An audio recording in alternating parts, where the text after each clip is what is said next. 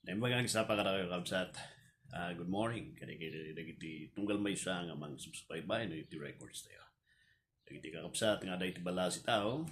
Dagiti kakabsat nga iti banda iti Luzon, Visayas kanyo iti Mindanao. Dagiti mananano na iti dating record. Kablaw kada kayo magapo dito'y nalamis ka nagruging na pumudpulot nga syudad tayo diti Bagyo. Iti dating nagsapa ada tayo iti adal tayo iti may siya nga napataglaunay nga aspeto iti panagbiag tayo. Awan ang kanitiganas na iti church kada kayo. Honestly, awan ang kanitiganas na nga mapangka makyururno iti pagurno nga. I mean, hindi kat nagmaya iti makyururno, right? Amok nga kaduang kada kayo kat tayo iti kapadasan. Ada pa di simpo nga ura lang agrabi tayo iti fellowship. Mabuti talas 12 and yet there is that ati place nga kung natin nga pangalalaan tayo iti liliwa, pangalalaan tayo iti ragsak, kan rig tayo iti pamati. Ngamdamdang di simpo nga mapukaw iti ganas na iti panagmurno. Panakikadwa iti kakapsat gapusta dadag iti rason no hapay. Iti dating simpo at kung adalan tayo iti may siya nga banag. Anya dagiti rason no hapay. I am reminded iti kunati sa Apo iti Salmo. Iti Salmo chapter 27 verse 4. One thing have I desired of the Lord, that I will seek after, that I may dwell in the house of the Lord all the days of my life, to behold the beauty of the Lord, and to inquire in his temple. What a testimony in David. Unusual na iti may isang warrior gapusta. As a warrior, iti number one nga na puso na kat iti presensya iti Diyos. Kaya na yung iti templo. Napatag di templo gapusta, di iti lugar iti Diyos. Di iti lugar nga naisaadan in naibangon iti Apo nga. So ti pagitadan iti pamadayaw. That is a place where people would go and worship the Lord. That is where they would express iti praises iti Apo. Ti arig na data ko since iti templon kat hanan nga di building, the temple kat naialis nga isu iti bagi iti Apo, iti anak ti Apo, and the place of gathering kat we call it di ko na tayo nga iti place ti gathering kat ti kapilya and the church sasalitan tayo kat the people. May isang aragragsak kung may tatakat, it is the gathering of God's people. That is where the place where we worship the Lord. Kuna ni David, that is my highest desire. Nga agyanak, na mabalbali lang kat ijaya kang talinan. That is where I find it comfort. Dahil ti lugar nga pangalala ti liliwak, rigtak, kan ragsak, kan kapapanan iti biyag. That is the reason how I wish I could dwell there. Agyanak ijaya nam. Anya nga damot nagiti responsibilidad ko. It's not the the highest best nga place ni David kathaan nga di trono na. Neither di agsakay ti kabalyo na nga pan kitaan na dagiti sinakop na. Neither adati pagpasyaran dita. Kini David, the highest place is di ko na tayo kat the temple. Well, dahil iti pribilehiyo kada tayo where we could go in the highest temple, iti presence iti Diyos. Dahil iti pribilehiyo kada tayo where we could go iti presensya iti Apo. Muray no kunang maanatian mo, you could be there. Since datayon iti balay iti Apo, we could render iti worship iti Apo diretso kanya na. But there is a place where binangon iti Apo, and that is the gathering of God's people. Where arig na kan parehas na iti templo, and that is the gathering of God's people. But tinadagsan han nga may libak, ada di chimpo kat mapukaw tiganas ti magkatindar. Well, I find some reasons na may isang rason kat gapusta dahil nga church ka nga dahito nga yan tayo nga dati kat it has become a place iti baso. Well, I mean Ako'y magbaga kan even the Bible hanang ibaga nga iti church kat it is a perfect place. Nam tinadagsan dito'y dati place nga dito'y nga naornong dagiti napakawan nga managbaso na. That it'll tolerate da iti baso yun. Actually, uray dagi 7 churches jay you could see how the Lord makita tayo in baga na itirik na iti churches nga dagiti panangikondem na nga nasaktan na ti kastoy gapusta ada iti panangayaywan iti baso. If a church is already tolerating sin, that is the reason we lost iti appetite iti baso. Iti ko natin nga we lost the appetite iti panagatinda iti church.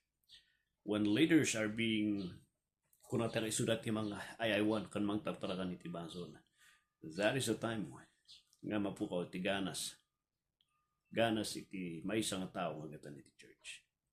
And uray probably ka. And siguro kunatay pa may sabi nga mangyari kat the failure iti church discipline. Well, there is iti sin iti unag iti church.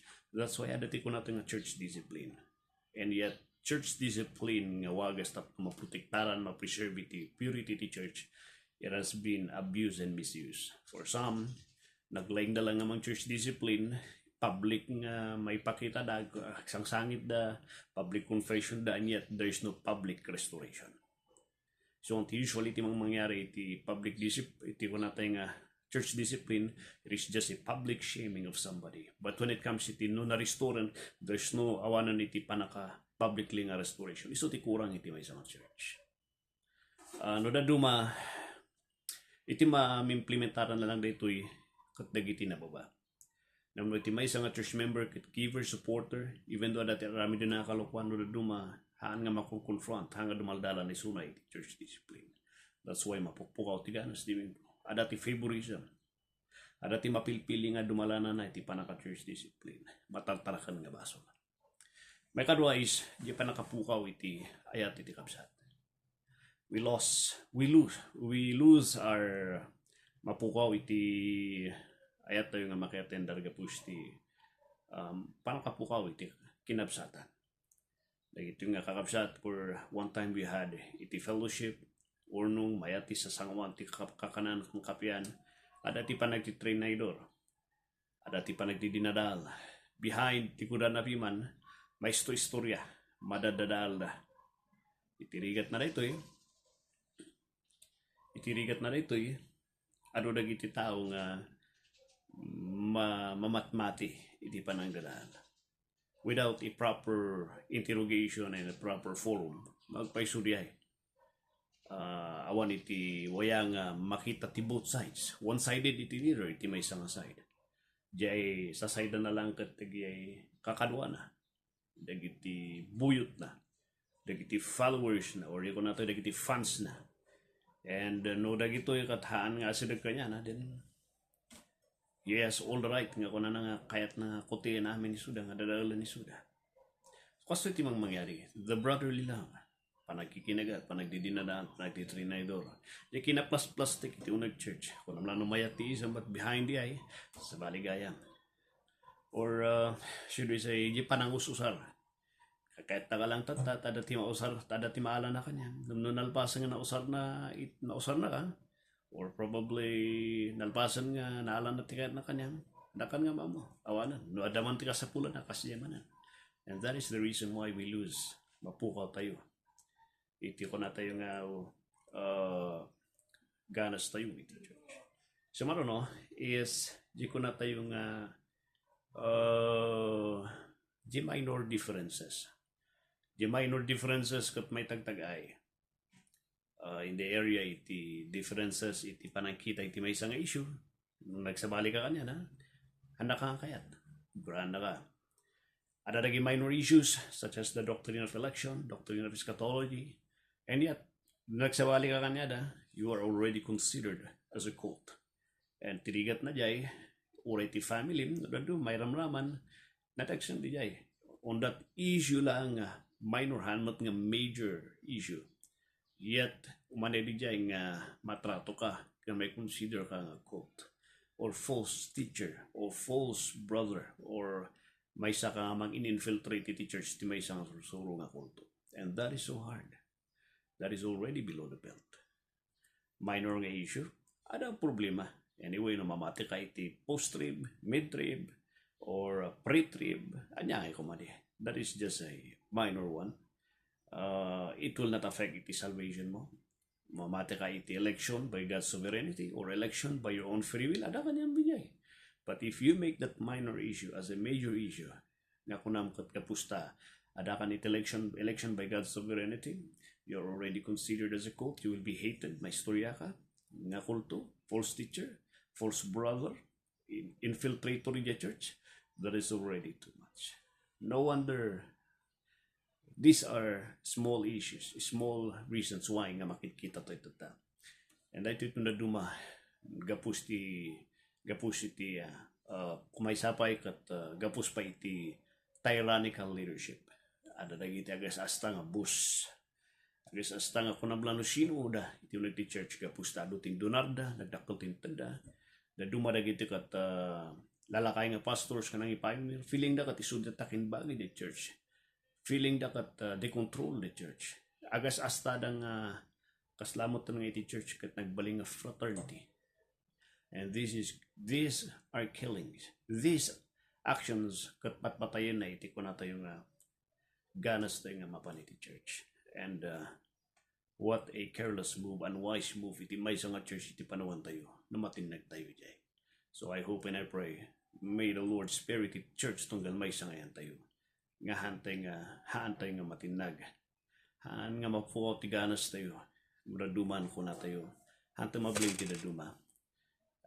Dumaon ti ganas ko nga mapanjay. Pipiyapay nga dito yaklatan. Or apanak ti dadumag pa siya. Nadaduman ito dan iti resignation da iti membership da gapus ta. Anyang nga rod. Awanon di dati.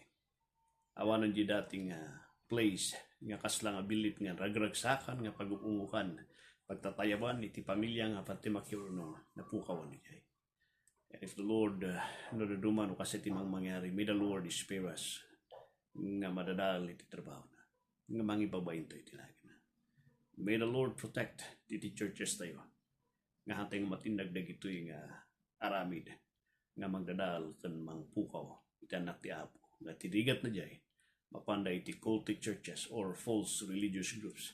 Nga hanang nga pudpudno and kababay nagdagsanlaw na iti sangman natin Diyos. May the Lord spare us from this downfall in the church. Iti panahon tayo. A blessed day ka na kayo kakalian. And thank you so much, Tirit, nga tungtungan tayo. And God bless you.